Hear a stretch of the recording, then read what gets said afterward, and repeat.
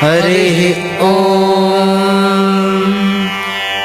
नमामि दूतं रामस्य सुखदं च सुरद्रमम् पीनवृत्तमहाबाहुं सर्वशत्रुनिवारणम् नानारत्नसमायुक्तकुण्डलादिविराजितम् सर्वदाभीष्टदातारं सतां वै दृढमावहे वासिनं चक्रतीर्थस्य दक्षिणस्थगिरौ सदा तुङ्गाम्भोधितरङ्गस्य वातेन परिशोभिते नानादेशगतैः सद्भिः सेव्यमानं नृपोत्तमैः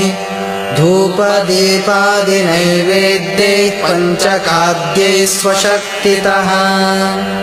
भजामि श्रीहनुमन्तं हेमकान्तिसमप्रभम् व्यासतीर्थयतीन्द्रेण पूजितं च विधानतः त्रिवारं यः पठेन्नित्यं स्तोत्रं भक्त्या द्विजोत्तमः वाञ्छितं लभतेऽभीष्टं षण्मासाभ्यन्तरे खलु पुत्रार्थी लभते पुत्रं यशोर्थी लभते यशः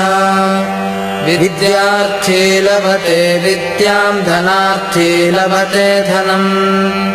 सर्वथा मास्तु सन्देहो हरिः साक्षी जगत्पतिः यः करोत्यत्र सन्देहं स याति नरकं ध्रुवम्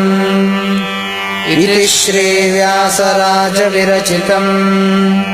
यन्त्रोद्धारक हनुमत्स्तोत्रम् सम्पूर्णम्।